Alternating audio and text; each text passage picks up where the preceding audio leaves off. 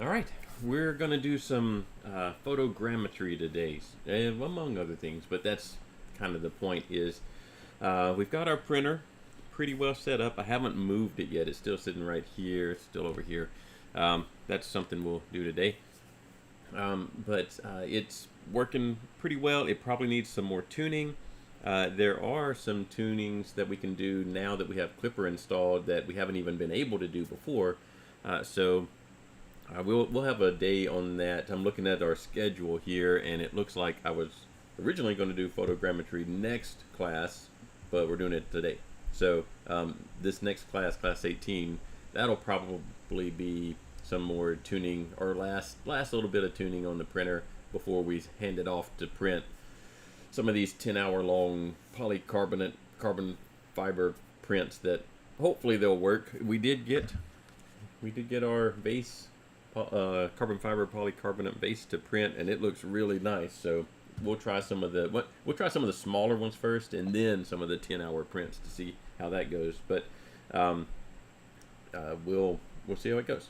Today, what we're doing is photogrammetry, and that's a process for grabbing geometry from the real world using nothing but pictures. So I've got two ways that we're going to do that. Uh, one of them uses a phone. It doesn't particularly matter which phone, but probably the newer ones work a little bit better. But I have used it on an ancient, it's not over here right now, but an ancient, like 8-year-old phone, and it does okay. Mainly because the piece of software we're going to use is called Polycam. This is its pricing, so you can kind of see there is a free version, and then there's a paid version, and then there's like a paid version if you're a company of some sort. Even the pro version, you can do 7 days for free and then cancel. So there is that option there, but the free version will let you get started. And I think I do have the paid in between version here, so I'm not exactly certain what the free versus pro does, although you can read right here and see what they are. And I think what we would do with it today, you could actually do in the free version. So that's Polycam. There are others like that. Can you see? Yeah, there's the name of it, Polycam.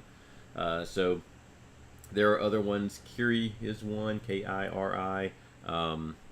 There's a scan app or something. Let me see what it's called.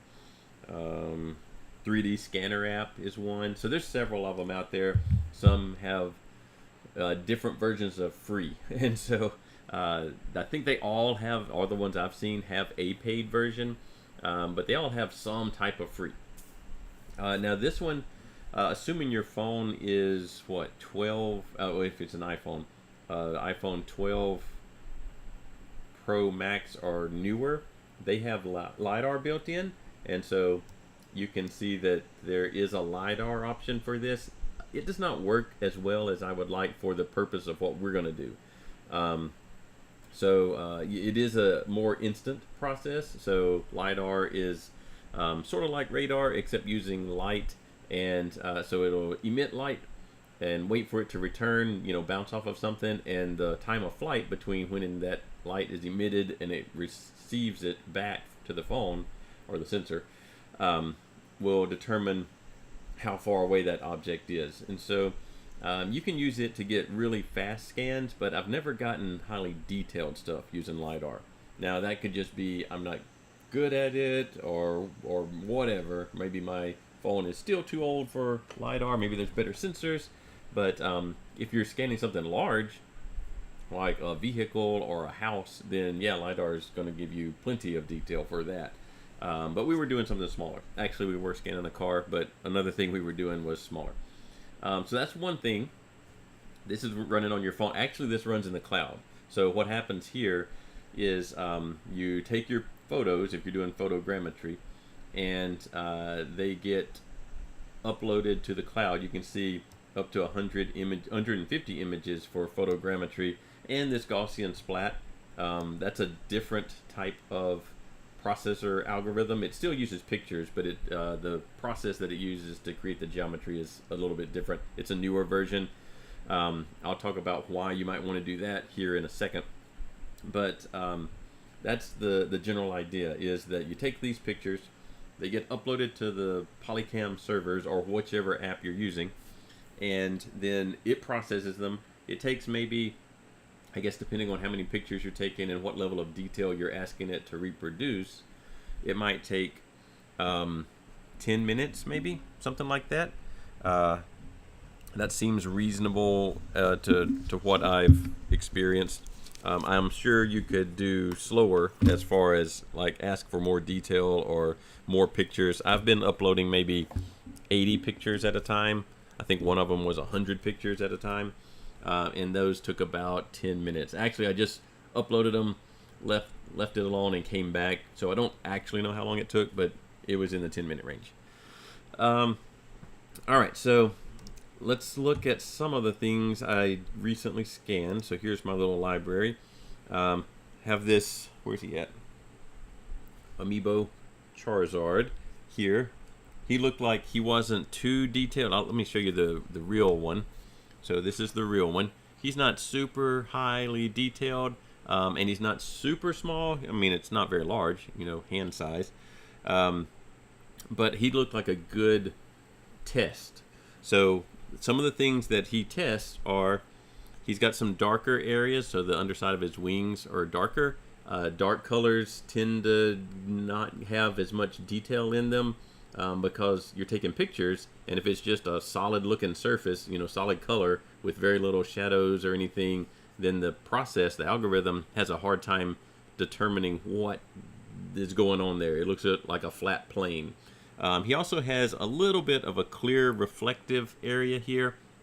That's also a difficult spot for this process. If it can see through the object, you know, if the pictures kind of show either reflections like it's chrome or something through the object like it's clear, then it has a hard time figuring out, is that a reflect? It doesn't know that it's a reflection or a clear thing. It's trying to process all these pictures and see how they overlap and create a three-dimensional geometry. So you can kind of see on our test here.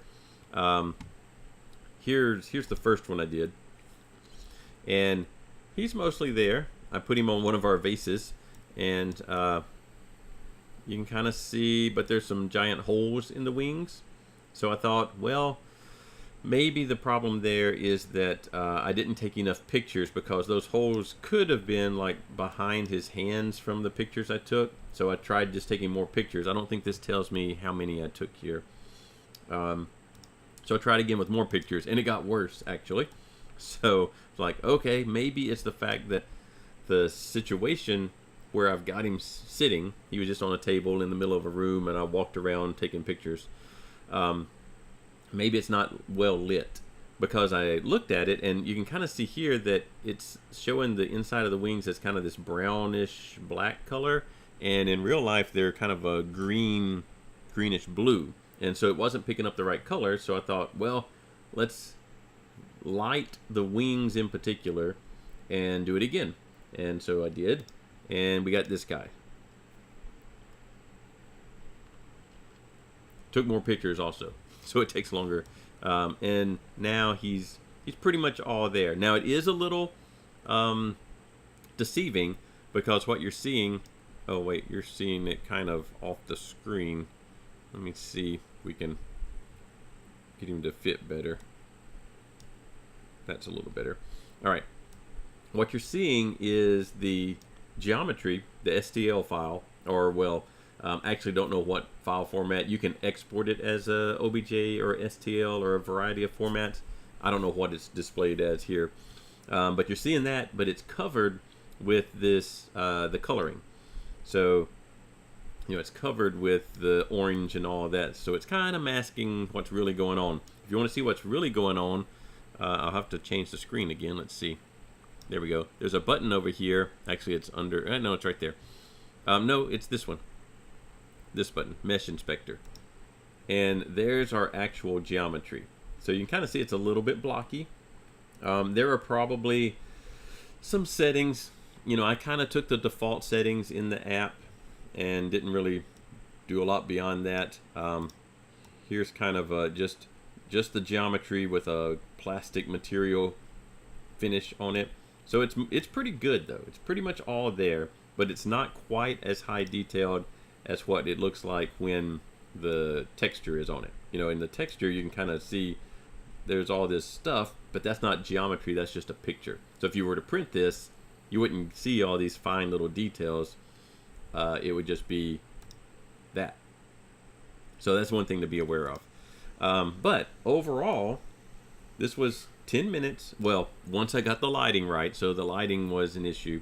10 minutes, and you've got this geometry. So that's relatively representative of what the real thing looks like. Now, it didn't pick up, like, there's a lot more detail here, some little fine lines and all that kind of stuff that it didn't pick up. But it's a good starter, if nothing else. So if you wanted to take this geometry into Mesh Mixer, so let's do that. We've done that with, I think I just grabbed some things off of Thingiverse maybe and meshed them together. So Mesh Mixer is here. Let's get it on the screen though. We could oh no, the bunny is kind of like the default thing. We don't want that. Let's replace the bunny with now where did I put him? Let's see. There's Charizard. Probably that one. Now this is a Mesh Mixer file, so it's one I've already downloaded.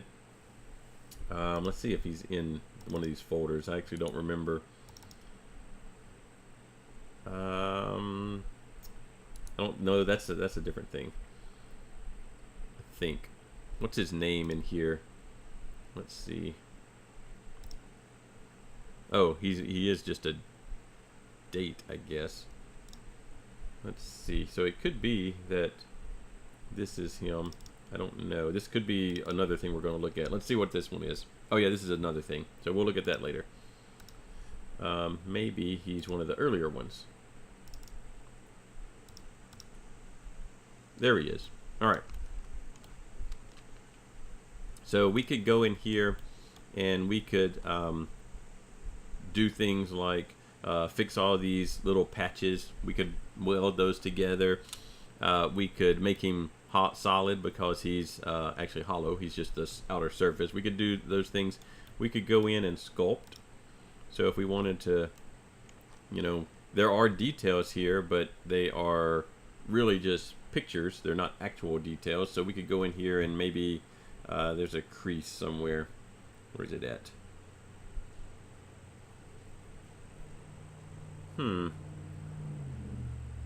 There's pinch. Maybe the opposite of pinch is crease. I thought there was one called crease, but I don't see it now. Needs to be smaller, and we could go in and, you know, we could carve in some better details. It's hard to tell with the texture on here. I forget how to turn the texture off.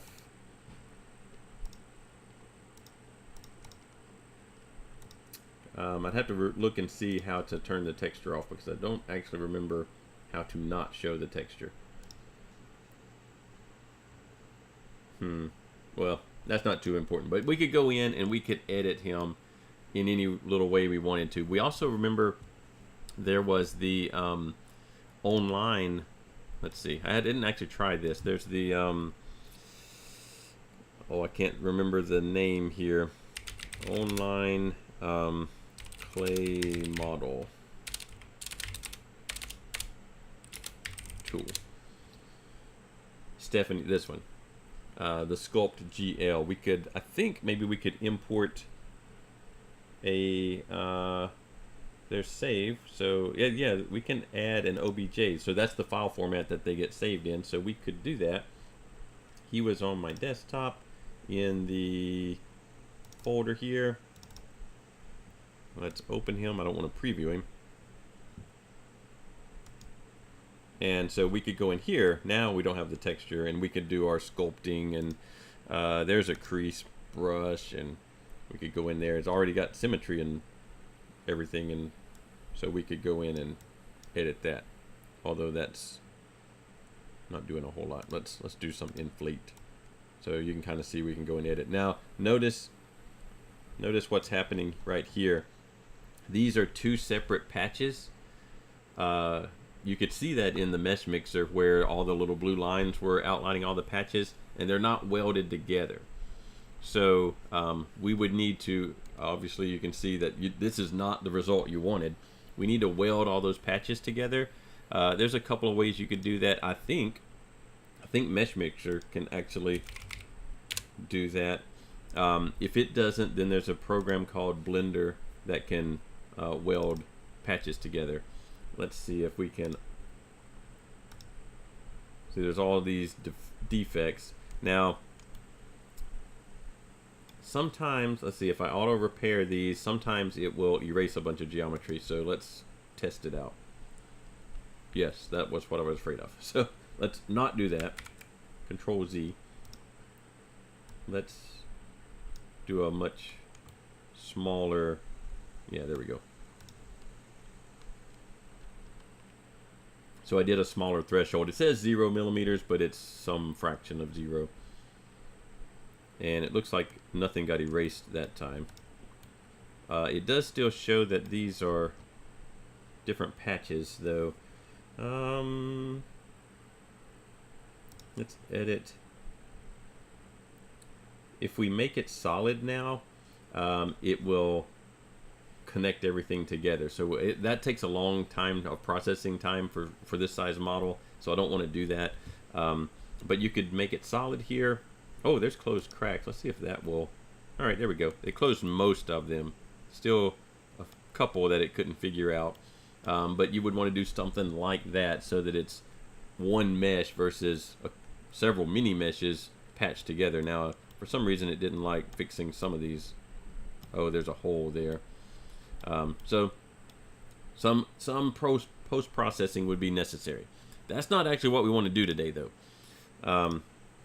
All right, so the other thing I did is I did do a back part of a Camry. So that's what these two are. Let's see if we can load up one of those or some of those in Mesh Mixer so that we can see them in their true form. Because I did this several different ways. So that one is probably maybe here. Let's see if this is one of them. Yeah, there's one. All right. So let's see if we can orient it in a reasonable way first. It's kind of weirdly oriented.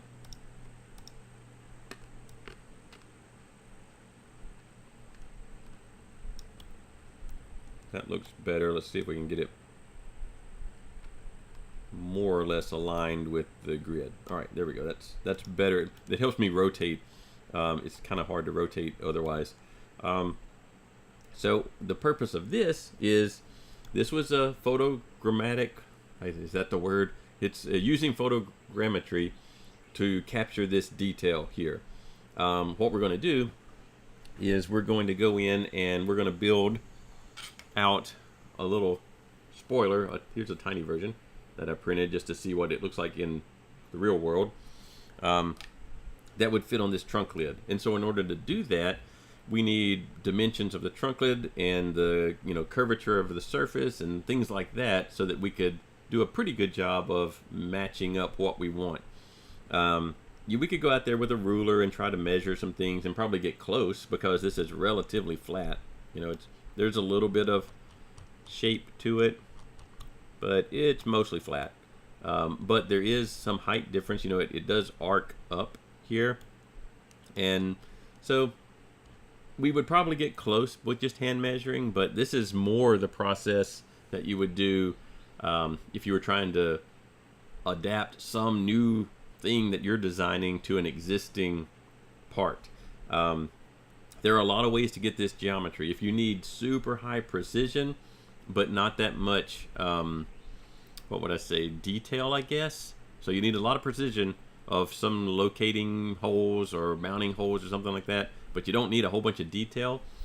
Then there's a process called CMM, which is a actual machine, like a coordinate measuring machine, and it will go in and either automatically or you do it yourself, it will probe different points on that you're interested in. So maybe there's some bolt pattern that you've got to perfectly match up. You can go probe that bolt pattern and it will capture the points in space where those bolts need to go.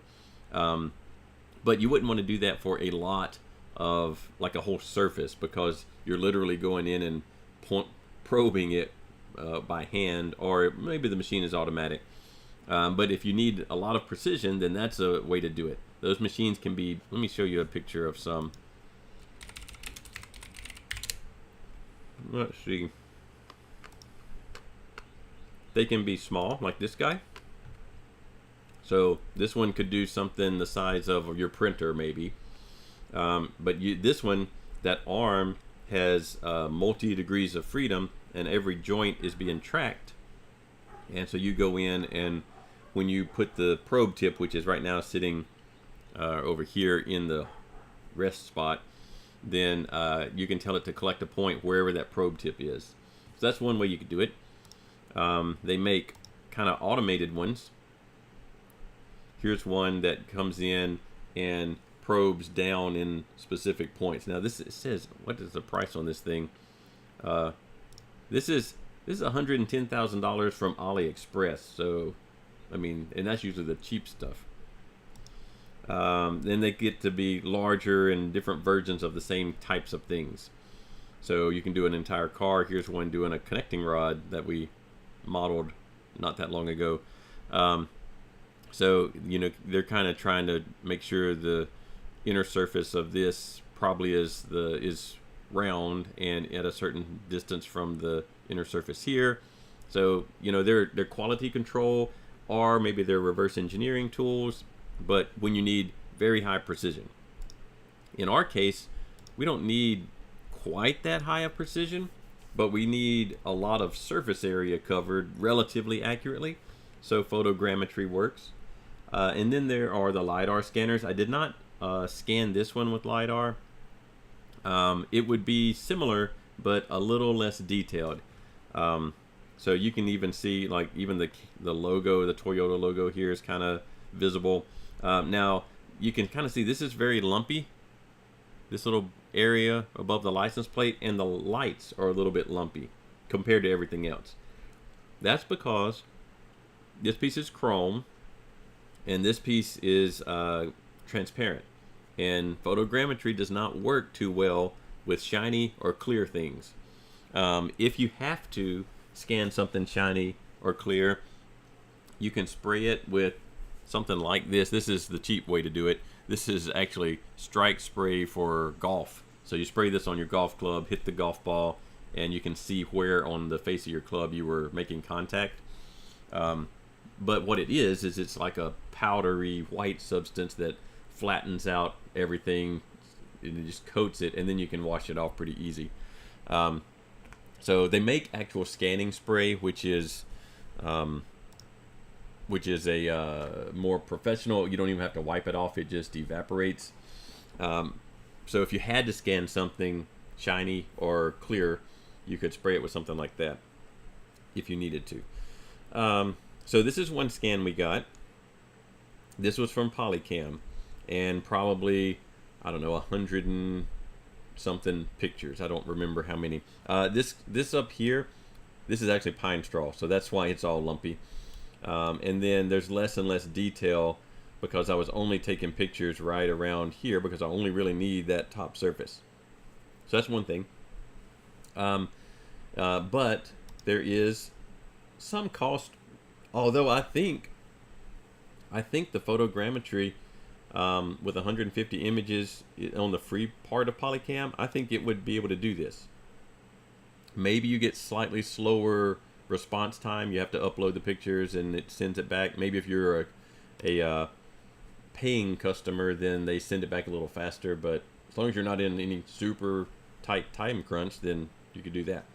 The Gaussian splat, it will work a little better when you're trying to do something that is shiny or transparent, it'll work a little better, or highly detailed, like little fine threads or something like that. It will do a better job of picking up things that photogrammetry can't pick up usually. And so you don't do anything different. You take the same pictures, but you tell it to use a different algorithm to restore the geometry. All right, so maybe your phone can't do any of that, or you don't have a phone. It doesn't even have to be a phone. You can take pictures with a camera, an actual camera, and upload them to Polycam, the website, and do the same stuff. But maybe there's some reason you don't want to do that. So maybe the pictures you're taking are sensitive in some way, like they're classified or something like that, and you're a little bit concerned about taking all those pictures and then uploading them to some cloud somewhere that you don't know anything about.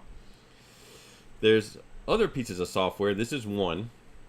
So this is Alice Vision. This is actually Meshroom from Alice Vision, which, let's see. I'm trying to find where they've got, there it is, Meshroom. This one will run locally on your own machine. So here, I took the same set of pictures. So I went to my Polycam site, downloaded the pictures. Now there's a whole process. So I was using the iPhone. iPhone pictures have the HEIF or HEIC format, which Meshroom can't understand. So I did have to go and translate all of those pictures over to JPEG. So depending on what software you have, there are different ways to do that. There are some online bulk editors that will work, but they do, at least the ones I saw, they do make you agree to some privacy, like they're going to data sharing type stuff, and so you have to be sure of what they're actually making you agree to, particularly if if the whole point was to keep these pictures local versus sending them somewhere. But that was one issue, is that Meshroom couldn't take those file formats from an iPhone. So you'd have to, but I was getting them from the Polycam website. So if you took them with your phone or camera directly, then you could just save them as JPEG, and it's easier process. Another issue that was minor was once I converted them, at least the ones from Polycam, they just have a name, like a number, and that number was too large of a number for Meshroom to interpret the file name correctly, like the literal name of the picture itself. And so if you want to rename files in bulk, which I needed to do, then you can highlight them all on your computer, highlight them all, hit, I think it's F2, and it will ask you to rename them, and it will rename them all with whatever name, and then number 1, number 2, number 3, number 4, all the way up to, in this case, 89 or whatever it was. So so there's a little bit of translation of getting the images over to Meshroom. Then what happens is Meshroom runs on your local PC. It does have this particular one has a issue that a NVIDIA CUDA enabled GPU is recommended. So you may not have that. This is a video card, or at least a type of video card. And so without the GPU, only draft meshing can be used. So I actually do have, this PC does have a GPU that matches this, so I don't know what draft meshing would look like. There are other pieces of software. This is the most full-featured one that I can find that's open source and free. So, or at least free. I don't remember if it's open source. Also, there's no Mac version. But you can click there for more info. So what this does is it takes those I took the exact same pictures, like I literally downloaded them from Polycam and loaded them into Meshroom after all the process. Let me run Meshroom so you can kind of see what it looks like. So it runs local on your computer. This is just it booting up basically. Okay, all right, so here's the actual piece of software. So I didn't change any defaults. So down here at the bottom of the screen, this little timeline looking thing, flowchart, that's your workflow. And what you do is you put your files over here. So I had to convert them over to JPEGs and rename them to shorter file names. Dropped them in here, and then I hit start. Now you could go in and edit all of these little procedures and tweak the things just the way you want them. I just did not. I just hit start, and it took probably, it was between 1 and 2 hours so of it just sitting here running, somewhere in that time frame, with around 100 pictures. The more pictures, the longer it's going to take, but you'll get better detail. So I don't know if I can open, let's see if I can open the file and it'll, without having, all right, so here's what you get. So there's all the pictures. This particular car has not been washed in a very, very long time, which actually helps with scanning because it gives it a lot more. First of all, it's not shiny, and there's a lot of different textures that it can, the photogrammetry can actually pick up the texture easier. One thing you can do if you do have to scan a shiny vehicle and you don't want to spray stuff on it, you can put the low tack masking tape just randomly on it, and that will give it some texture to pick up on, so it can figure out how these pictures all relate to one another. But here is what you get. So this is a point cloud, so little tiny dots, and if you zoom out far enough, they represent the geometry. All these little white things around here, these little pyramids, those are where it assumed that, based on all the pictures over here, where each one of those pictures must have been taken in order for them to all fit together. It doesn't do things like used accelerometer data or anything like that. It's literally looking at the pictures and figuring out how they must have related to one another, and reverse calculating where the camera must have been to take those pictures. And so that's, that's roughly the pattern I did take. I tried to scan up and down, and then I made 2 passes kind of across the back there. And so that is roughly where I took all the pictures. I don't know how exact it is. Now, from here, you can get, I think it's in, well, that's the texturing. Where's the meshing? There's the meshing. All right, so I'm in the little meshing part of the flow diagram because I actually want the mesh. And then over here in attributes, there's the OBJ or different file types I can get. And then there's where, this is the long file name that where it stored the mesh. So I can go and grab that mesh, and let's look at it in Mesh Mixer. So I think mesh, actually I'm gonna have to close some stuff down because it's probably getting overwhelmed with too many things running. Let's see. So here's the geometry from Polycam. Let's import, and we'll append it so we can look at them side by side. This one is in, it's on the desktop again, and it's in the Meshroom 2024 cache mesh filtering, that long file name. We're going to do the second version, and we will look and see exact same pictures as I got from the Polycam.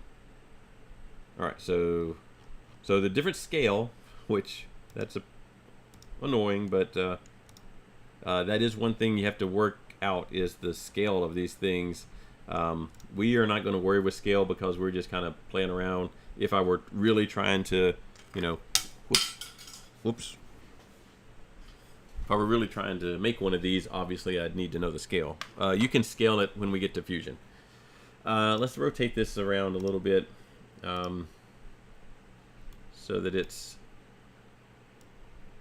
let's see, which way do we need to rotate? Something like that, and that. And then let's put it kind of in the same plane. Let's scale it down to where it's roughly the same size.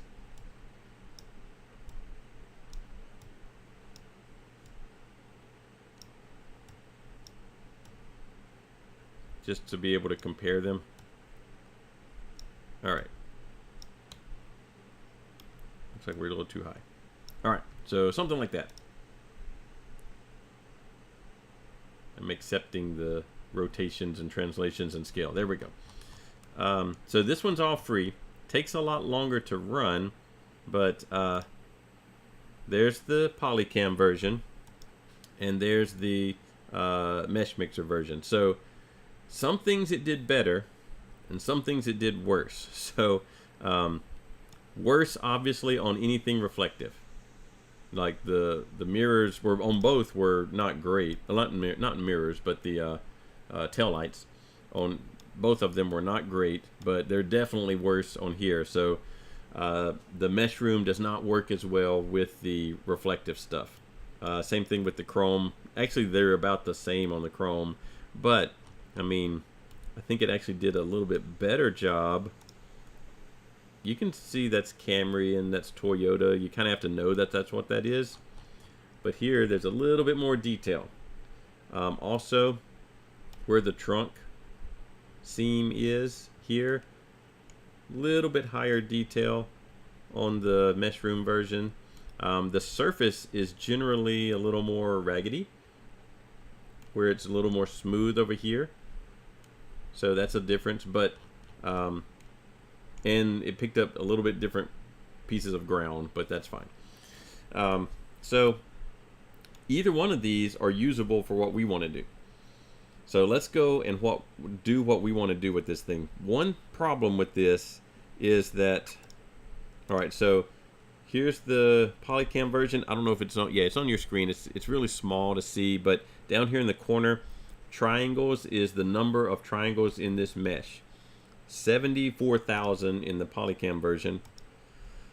So wow, 2.3 million in the Meshroom version. So there's way too many triangles. It's going to bog down our system. So we need to reduce that down and kind of clean up the mesh. So we could work on that in Mesh Mixer, but for me, I find that Mesh Mixer with really large meshes tends to either be slow or crash. So I'm going to do it in a different piece of software. So this piece of software that I'm going to use is Instant Meshes. So what it does is it's a little executable. You just download, where do you download? Download whichever version you want, unless you want to compile it yourself, but I did the Windows version. And you just run it straight out of the folder. So let me get it up and running.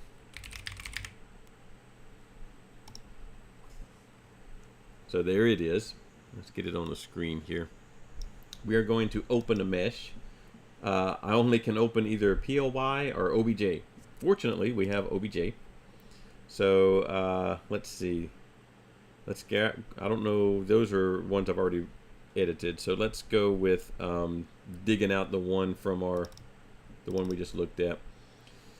Mesh filtering there. I did the second one.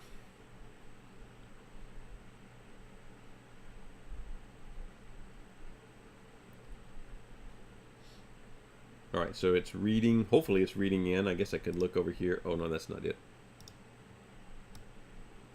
Yeah, it's not responding, which means it's working.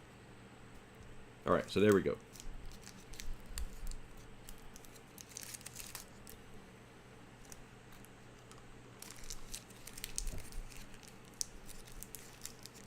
All right, so there's our mesh. I'm not going to worry about repositioning it right now, but that's what we're dealing with. And way too many triangles. I think it probably says the number of triangles. Well, I don't see it on here. Oh, right here. Well, no, this is the target. So the target that it recommends is trying to get this down to 70,000 versus 2.3 million. There are different types of elements, quads and triangles. I'm going to use quads. So what that means is quadrilateral little rectangles. I'm going to leave everything exactly the same, but you can do a variety of things. I'm just going to do solve here on the orientation field.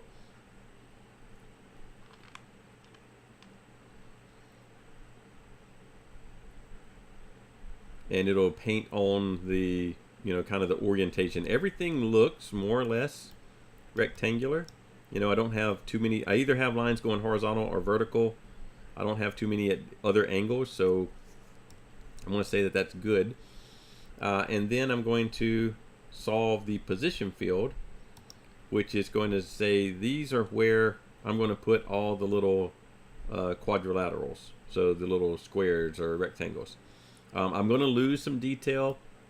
I'm going to lose a little bit in the seam where that trunk was, but it's going to generally smooth things out. It's actually still solving. And then once you're happy with what it has redone here, remeshed, you can export it, and you can either smooth it a couple of times if you want to, or not. And you can extract mesh. Now there's one weird thing, and I don't know why it's this way, but let's see, is it going to pop up? I need, all right, so there's the mesh. Now I need to save it. So when you go to save it,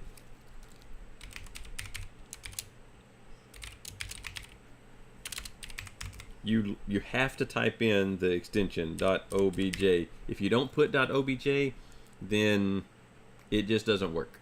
So you have to type in the extension, but it works fine.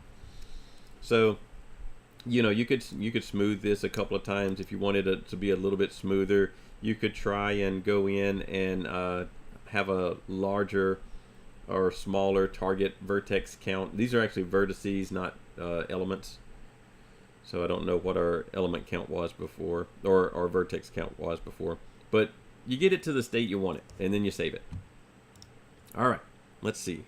10:12. I think we have enough time left to do what we want to do with this. So this is Fusion.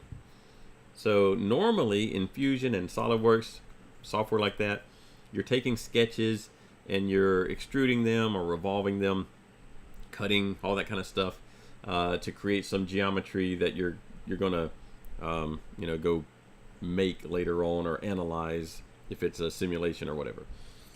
So you're not normally using it with meshes. I'm using Fusion here because I find it has better, currently anyway, has better mesh tools than SolidWorks does. SolidWorks may have improved their mesh tools, but I haven't used them in a while, so I don't know for sure. But I'm going to use Fusion. So first I need to get that mesh into Fusion. So I'm going to insert a mesh, and I'm going to select it from the computer, and I don't remember which one I used. That one's 636. Let's see, 64, maybe that one. Let's just see if this is the one I want. All right, so this is one where I've already kind of chopped off the corners that are the unnecessary parts that I didn't want to use. So we'll grab that one. Now, I'd like to orient it somewhat the right way. So let's look at the front. All right, it thinks that's the front, so I'm going to say that the front would be that way. And then, let's see. I want that corner. Let's see, I need to rotate it.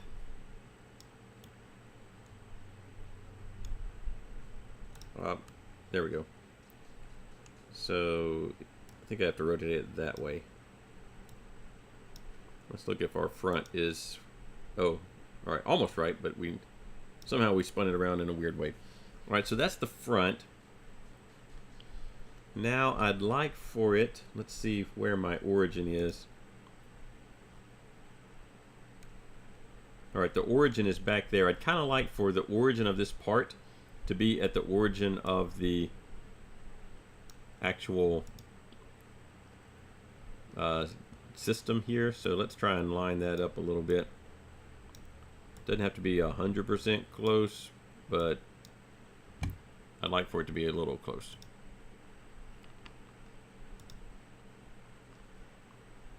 Where are we at on, there it is. There's probably some better way to line it up, but this is the way I know how to do it.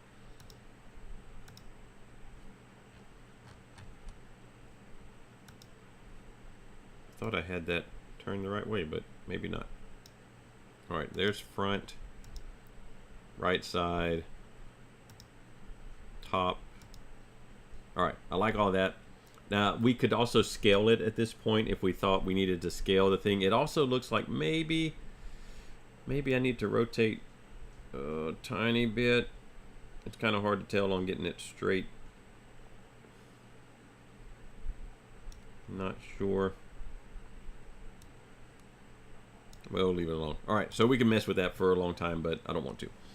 All right, so now when I spin it around, it rotates around the origin, and it's decently good.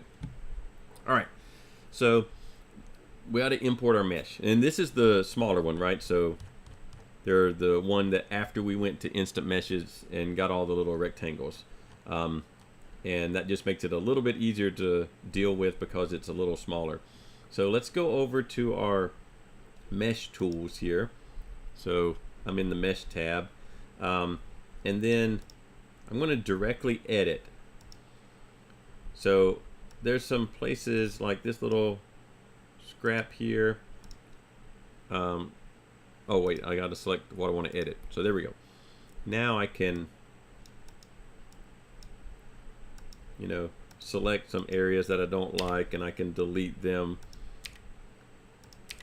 So if you have part of your mesh that you need to work on here, you could go in and edit your mesh. Having trouble selecting those. We'll just paint. So, you know, if you want to get rid of some parts, you could trim it up. We don't actually need to do that. I'm just showing you if you needed to edit it, you could. All right. So now what we want to do is, let's go back to our top view because that's probably where we need to work. We want to actually go in and create some geometry. So in the surface tab here, so I was in mesh, actually I was in solid at first, and then mesh. I want to work on the surfaces. So there's this create form. Actually, I think it's in solid also. Yeah, it's in both of them. I think they're exactly the same. So I want to create a form. So I'm going to click on that, and I'm going to get a whole new set of options. So now I've got all these purple tools here. So our goal is to create something. I'm not going to be able to do exactly the same as I did before, but the goal is going to be to create something like this that will fit on that geometry. So I'm going to start with a plane, like just a flat plane, and I'm going to put it on I don't know, I guess that's the top plane. So you can kind of see it there. That's one of the default top plane. And then I'm going to line it up. It's asking me to build a rectangle from the center out. So I'm going to use the center being the origin. This is another reason I'll try to line up everything at the origin. And we'll start with something like that. And I need to see it. There it is. Let's give it some symmetry so that I only have to build one half of it. I think that'll be length. Yeah, so it's, I don't know if you can see that. So that middle line turning green means that I have symmetry along that line. Let's say that I want some more detail. Then I've got 4 little faces right now. Let's say that I've got that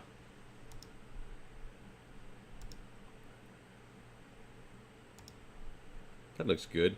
I mean, they're really long and skinny, but that looks fine for what we want to do. So I'm just subdividing that plane into more pieces so that I can have more pieces to move around. Because the way this modeling works is not like SolidWorks and Fusion normally work, where you draw sketches and extrude and all that. You literally move around lines and faces and vertices and things like that. So the more of them you have, the more stuff you can move around. You can always add more later if you want to, but I'm going to start with this because that looks generally right. So we will be okay. All right, it's clearly not where I need it to be, so I'm going to select it all. I'm going to try, get one of the faces, double click on it. Now they're all selected, and I'm going to move. So there's a move button over here, and I'm just going to move it up, you know, whoops, I keep pushing the wrong button, roughly where I think this thing ought to be. So we'll look at it from the right view. Actually, let's turn off the perspective. I just don't, visual style, I think. No. Where's the, oh, it's camera, isn't it? Yeah, let's do orthographic. There we go. Somewhere there, it's going to be closer to the back. Something like that. And let's turn our perspective back on. I have a hard time visualizing these things not in perspective. All right, so that looks good. Now we need to start moving this thing around. So one thing that's going to need to happen is it's got a, you know, unless I wanted this really flat wing on the back that doesn't connect at all, then I've got to reshape it. This is the shape I'm going for. It's like that. Like that. So I've got to bring these edges down. So to do that, I just go in, double click one edge. If I want to move the whole edge, it all turned yellow. Or you can move just, you know, you can just move one little piece of it, but I want the whole thing. And then instead of clicking the move button, which seems like what you would do, the move button here moves everything. Just click the edit form button, and then only the stuff that's highlighted is going to get your widget for moving around. I just want to drop these straight down. Now notice it's kind of curving instead of just going straight down.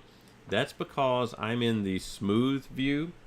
So to see what the blocky view is, which is where you normally want to edit things, Alt 1 is, so the Alt key, maybe if you're on a Mac it's a different key, but on a PC it's Alt and the number 1 will get you to the blocky view. Alt and 2 gives you both, so the curved and the blocky, and Alt 3 is the curved version, and Alt 4, no, not Alt 4, well, I don't remember the other number. There's one that takes the lines off of there. So normally I want to edit in the blocky version and then preview what's actually going on in the smooth version. But editing in the smooth version can get you kind of confused. So I'm going to edit in the blocky version.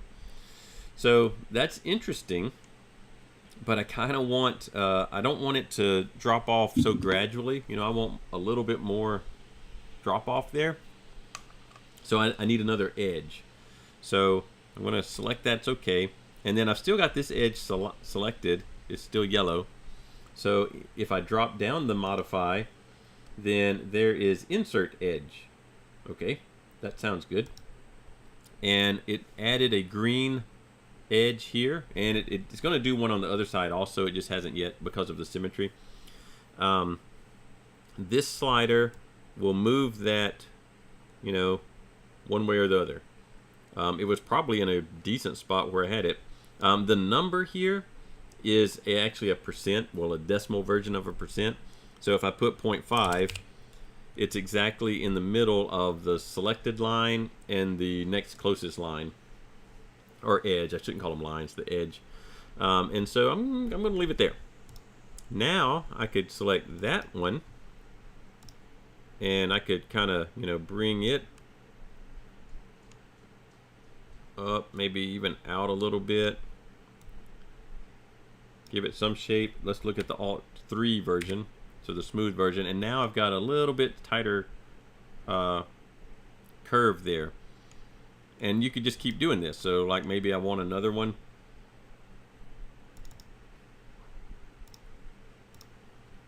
To kind of make it really fall off faster. And see how it changed the shape there. So there is a learning curve of where are these where are these control lines going to actually make things happen? And you'll also notice that some of these are dark lines and some of them are lighter. Those are creased versus uncreased. So if I wanted this edge, all right, so let's look at this in smooth. There's the smooth version. And then if I modify that edge to be creased, so it's a crease now. Now let's look at the smooth version. The smooth version maintains that sharp corner there. I don't actually want that, so I'm going to undo it because I like the smooth version. Okay.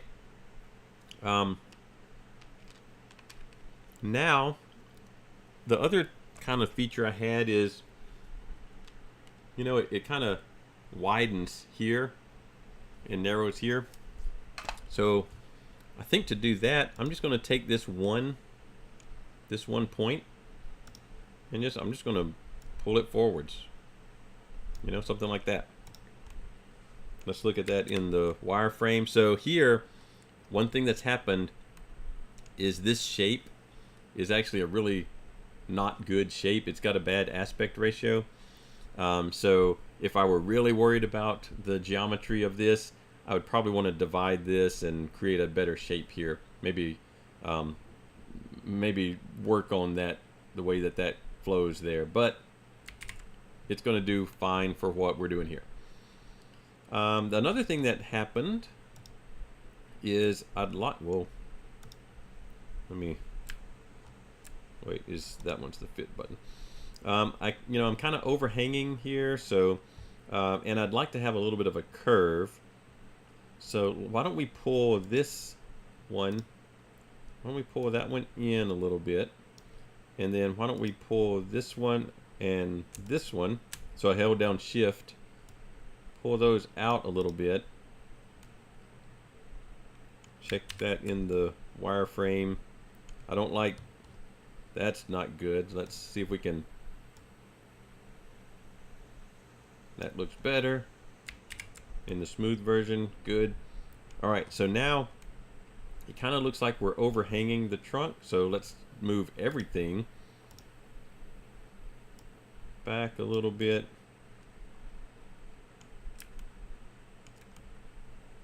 Maybe like that. All right, now I need it to, now I've lost a little bit of where that trunk, you can barely see, I don't know if you can even see it on the screen. Those little divots there, that's where the trunk actually ends and it goes into the side panels, the quarter panels. So I think I've kind of lost, I'm overhanging. So why don't we actually select that.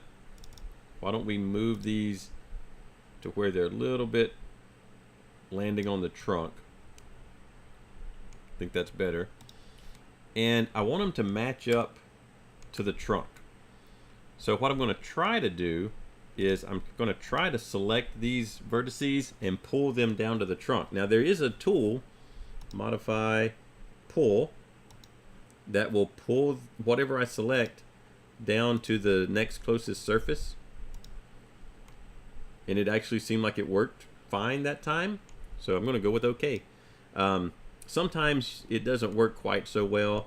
You can kind of see it's, you know, this one's squeezed, that one's a little, that center one's about right, but I could probably move things around. Again, I'm not going to worry too much about it for our demo.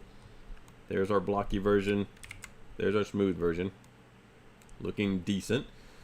Now it's infinitely thin. It's a plane, so I need to thicken it up. So let's select all of it, and there's literally a thing called thicken. And again, we did not scale it, so these numbers are in millimeters, but they don't mean actual millimeters. So let's just look and thicken it by eye. Say that's good. So now I've got something that looks a little bit more right. Now something did happen. You know, this bottom part is kind of wonky now. So let's set our height where we want it, and let's do that pull again. So modify, pull, and let's see if we can get these to all pull down in a meaningful way. Not sure which ones are which. There they are. Okay. You can also usually, since this is a hollow mesh, we can check the bottom here and, you know, all right, so we're, it did not, for some reason it didn't do the symmetry. Or, oh, you know what it is? It probably did do symmetry, but I bet, yeah, you can kind of see it. Remember, we were not super careful in getting this thing in, this mesh in perfectly arranged. And so this, the wing, can't select it, the wing is built off of the origin plane. And I probably should have redefined the plane as some function of, you know, maybe the average of this trunk surface or something, so that it was actually parallel with the model. And so that's why it's looking a little weird here, is because we built our wing perfectly parallel to the origin plane. Problem is, the origin plane and this guy are not perfectly parallel. So we should have fixed that. But again, we don't have that much time to do everything. So that's a little bit of an issue, but it's okay for what we're doing. All right. So we've got this guy matched up, and maybe you want it to be rounded. You can go in and select that edge, uncrease it, and now I've got, you know, a nice round edge there. Got straight edges there. Let's uncrease that one too. There you go. And it just starts softening it up. I got some weirdness going on here. You could go into the blocky view, which is a little easier to edit sometimes, and try and smooth things out. Can't find the, there we go.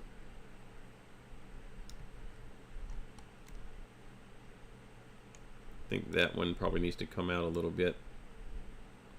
So you could do that, and then check your smooth version if that looks better to you. It does.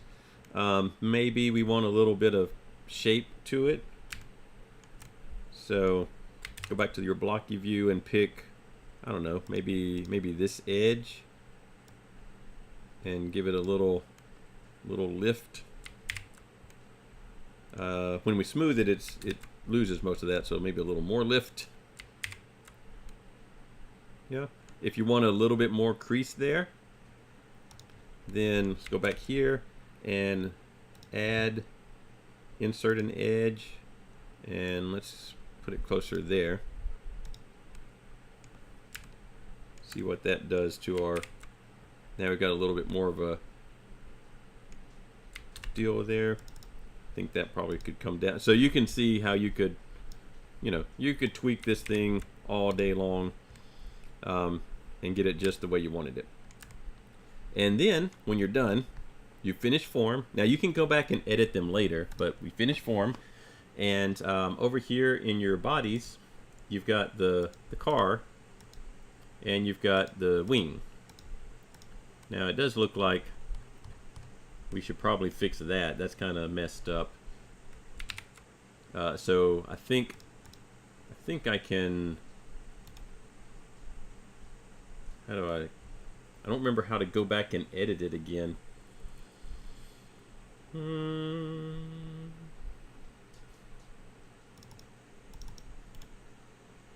to group. Modify? No.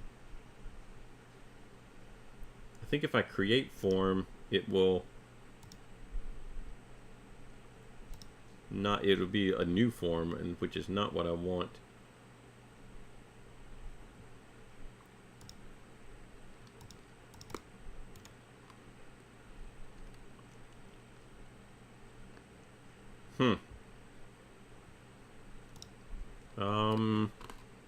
There is modify. Oops, didn't want to do that. I guess I could go to the... No, it doesn't count as a mesh. I want to move that. It's what I want to move. I want to move that point. But I'm not sure. Let me search real quick.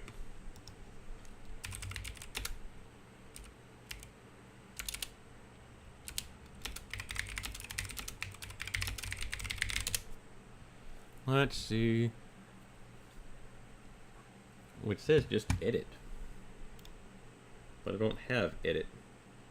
Unless I'm totally missing it. Move the group, create components. Oh, do I have to create a component?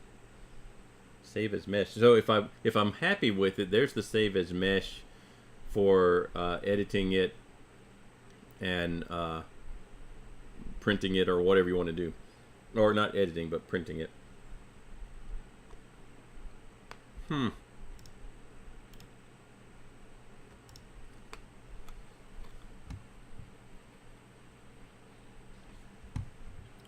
Oh, because it's a body now. Let's see.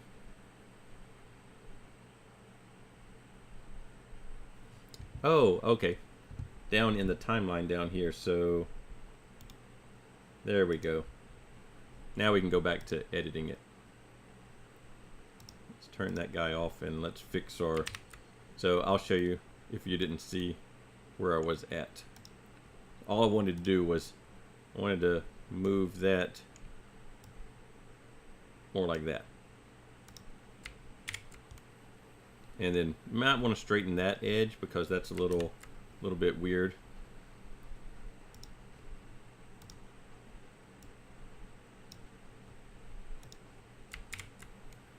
Look better.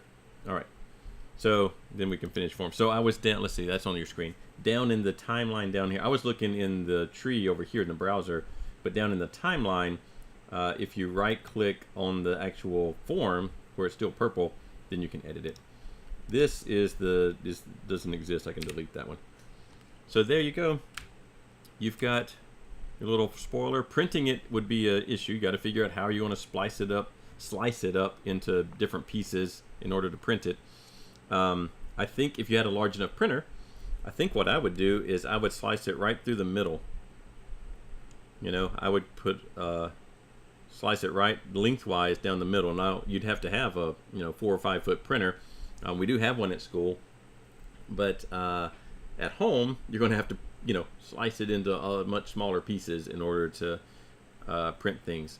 I will say we haven't used Prusa Slicer much, but Prusa Slicer has some built-in object chopping pieces to where not only can you tell it where you want to chop something up, but you can also, it will create pegs and holes or alignment features of whatever kind you want to put them back together with automatically. So you don't have to, like, you could go in Mesh Mixer and plane cut and all that kind of stuff to divide it up and add connectors, but Prusa Slicer actually has that built into it. So I don't know that we're going to print this thing out. Maybe we can print like one corner and just to see what if it does fit on the car or not. I don't know if, with our speedy modeling, I don't know if it will fit or not, but you can kind of get an idea of what you can do once you have some scan geometry in. So next time we'll carry on.